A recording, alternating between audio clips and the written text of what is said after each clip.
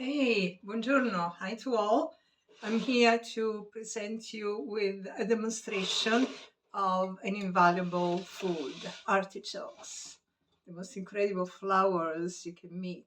Most yummy, well, there are a lot of flowers that you can eat, but artichokes, if you know how to cook them. Otherwise, they can be quite hard to digest and not really very tasty. Well, they always have a bitter taste to them, but you want to make them more soothing, sweeter, and whatnot. So there are some very simple recipes that I'm going to, of course, present you today. One of them is steaming. Wait a second. First of all, when you buy the artichokes, what you do, you put them in water. They're flowers. Remember, they're flowers. What you do, you just cut a little bit of the stem and you put them in water. And like this, they will, if they're fresh, they will stay even a week. If they were not fresh to start with, maybe a few days, but you have a good time, amount of time to work with them. So a very simple way of doing it is just to put them in a pot and kind of boil them or just steam them. Those are already cooked. You put a couple of inches of water at the bottom of a pot. I have kind of a steamer for asparagus, or well, not actual asparagus. I make them different way. This doesn't really work, but for artichoke it works. So once you have your steamed artichoke, what I do with them, number one, I will cut the end of it, the stem part, and a few leaves I will discard. So I cut the stem and I discarded a few leaves. Now, hold on a second that I didn't supply myself with a receptacle for these things. Hold on, just a second, I'll be right back. Here I am, right back. Okay, so few of the leaves you will discard forever. They're gone. But some other ones, you would actually also discard them, but for the purpose of using them. And I will show you in a moment for what reason. What you can do with it, first of all, and you can use the stem, is an artichoke paste. So for the artichoke paste, you will peel a little bit of the, not a little bit, you will peel enough of the stem to get to the part that might be edible. Remember, the stem will be bitter, but the bitterness will be, how do you say, when something works against, not against, but this time to enhance the flavor, will be milded. That's not a good word. But it will work to our advantage because it makes a little bit of a bulk. So we continue on cleaning the stem and putting it now in a, I love this kind of little vessels. You might boil milk in it, but I work with them in many ways. So I have that, and I have also a couple of stems which I'd cut and put in the pot where I boiled the artichokes. I didn't really boil them because there is not enough water to boil them, but yes, the water boils. So one part of the artichoke definitely boils, the rest kind of steams. So anyway, semantics, but semantics is important if you can find the right words to express yourself, which I can't always do, but I try. I'm Italian, in case you wonder. I'm sure you don't want. I know you care about to know, but I know how to make artichokes. My sister, of course, is the queen of artichokes, but she lives in Rome and she has access to the best artichokes ever. Ever. I live in Umbria, so my supply of artichokes is limited, but still, you have to know how to make them. Okay, so you know how to put them in water to keep them alive and well. You know how to steam them by putting them in a pot with about a couple of inches of water at the bottom. The water at the beginning you want it nice and alive, then you put it down. Depending on how fresh the artichoke is, it could be that you need half an hour or 45 minutes. It always depends on the freshness of the vegetable, because when the vegetable is fresh, it means that the water, there is still a lot of water. If it's old, it starts to dry up. then there is not much water in it, then it will take much longer. Okay, now the outer leaves, I am going to scrape them. I know it's a long and lengthy task. Again, you scrape them this way, getting as much pulp as you can, and you put it in that little pot.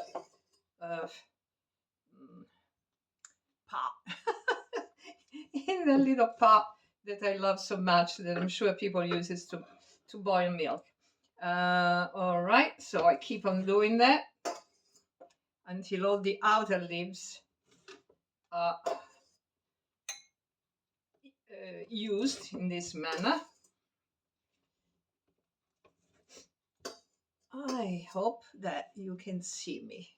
You know, I'm not a professional at doing these things with a telephone, with a smartphone, and I try to put the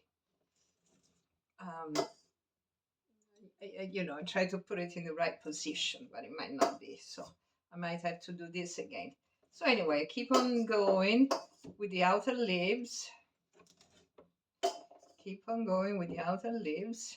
Now this will make the artichoke paste will make a delicious sauce for linguine. Linguine are the best. You have some linguine with artichoke paste on top. An artichoke paste is made after I get all this pulp, let's say, out of my artichoke. Is made with lemon juice, a little bit, olive oil, garlic, black pepper, and a little salt. That's it. I don't add any cheese to my vegetables because first of all I want you to know how a vegetable can really taste like without, let's say, killing it with other flavors.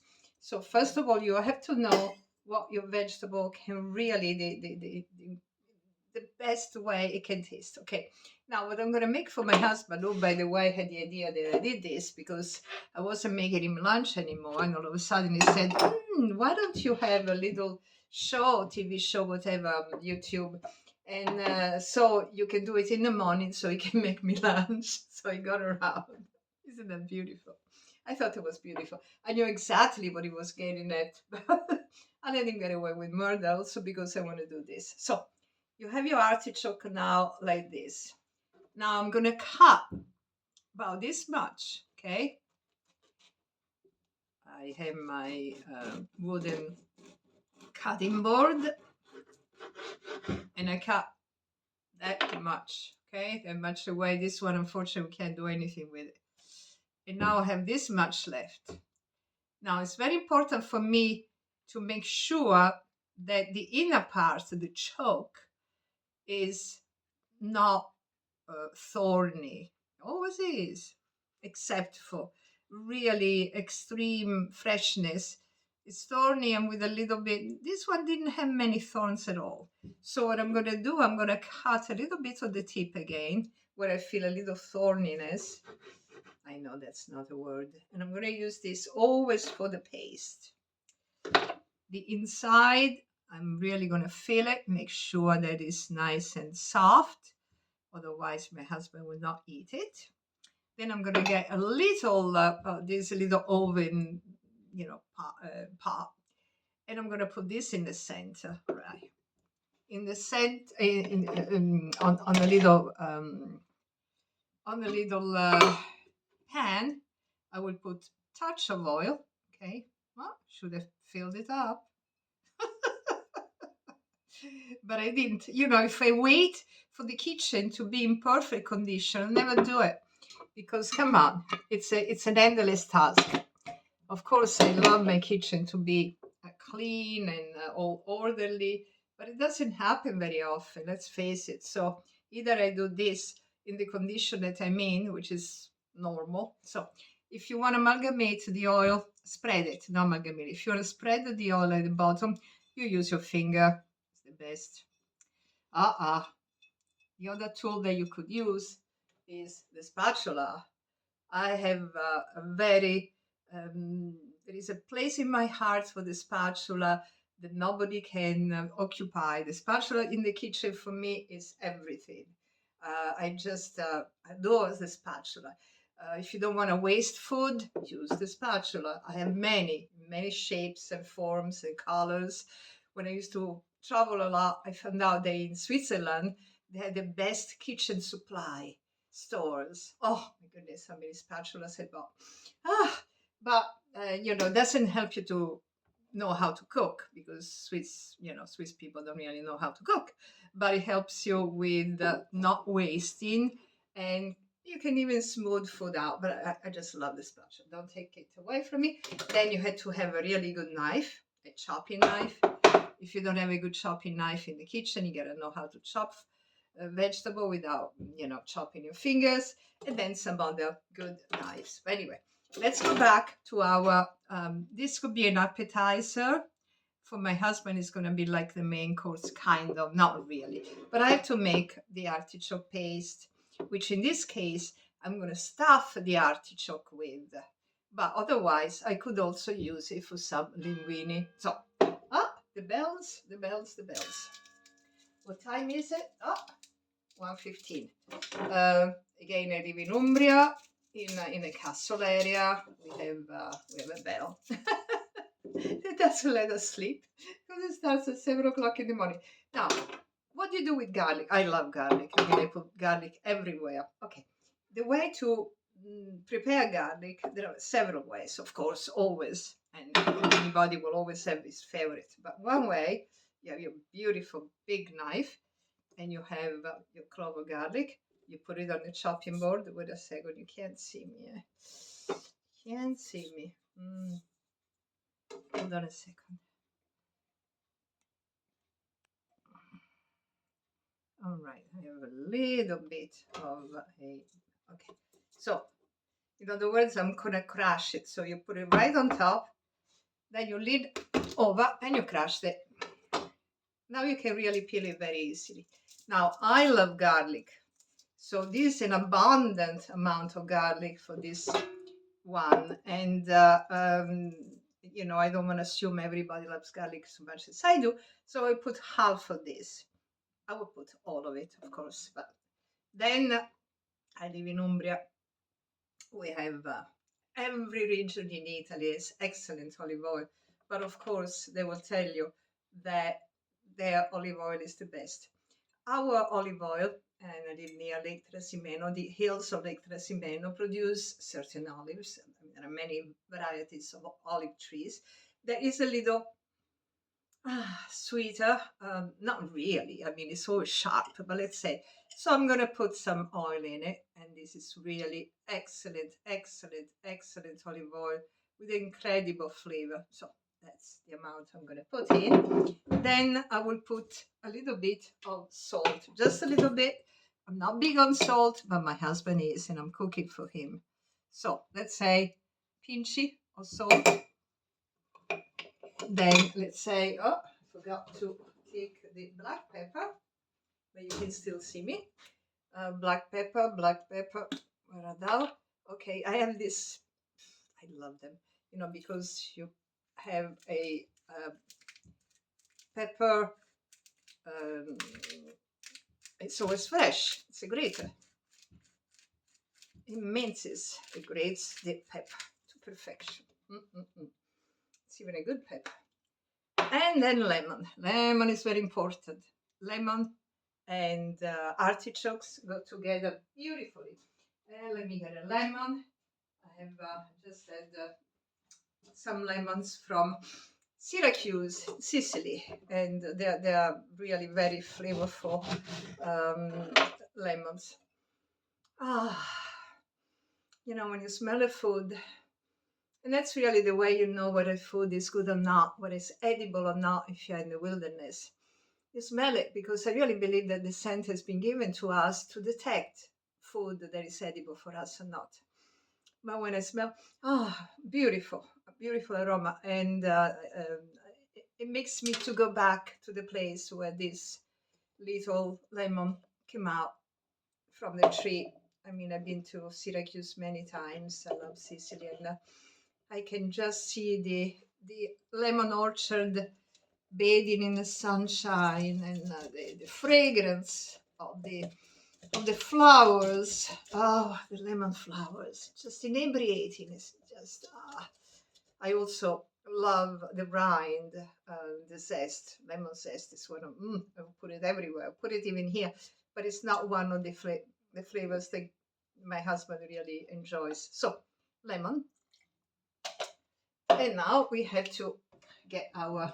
Can you imagine what they call it in Italy? In Italy, they call it PIM, PIM. You know, in Italy, they all of a sudden they have these words that they don't even know where they come from. PIM. I mean, this is a hand blender, I would say, or immersion blender. I don't know where PIM comes from. I have no idea. You know, I'm at a loss in Italy with all the words that they have incorporated in the daily language. Because to me, my spatula. What would I do now if I didn't have a spatula?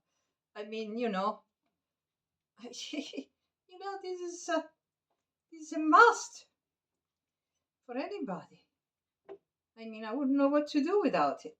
There you go. There is my spatula.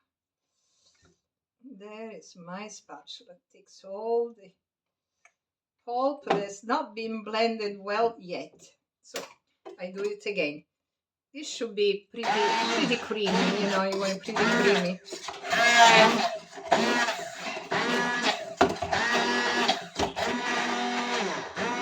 All right, we are done. Doesn't take much to blend it, but again now with my spatula, I don't know why it's such pleasure. I have really, it could be that it's because I don't waste, you know, I'm really a person that abhors waste of any kind.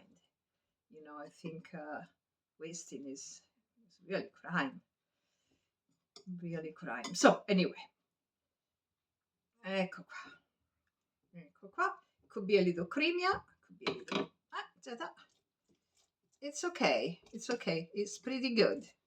It's pretty good. So, now I'm going to take again our artichoke. You remember I had put it in this little crack. I don't know what to call it. If you ever see this video, please help me with this terminology because I'm a loss so many times. So here we'll put a touch of salt again inside because again my husband loves salt. Not myself, but for me, when there is salt, I only taste salt. Okay. And then I will put the artichoke paste inside, the stuffing. The stuffing is the artichoke paste.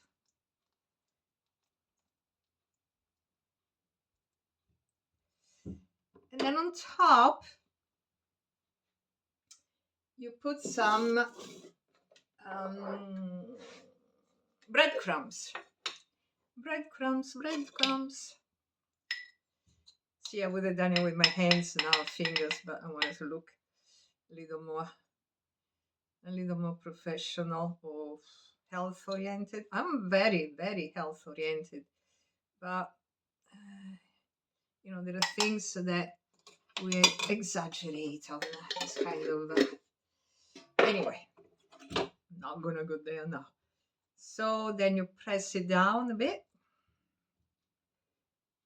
Press it down, and you know what? You're ready to bake it because this is gonna be baked. It's gonna be baked, and you bake it in an oven at about. Usually, I go for the strongest in the oven, but I only have a toaster oven, which I will. Let's see if I can go to it with you so that you can see that I'm not telling you. Okay, my toaster oven is right here. I can open it. I will put my little, look how simple it is. I mean, I could have made a couple, of course, because those are so good that you can eat a couple. But, demonstration is just one. And then I go into my little toaster oven.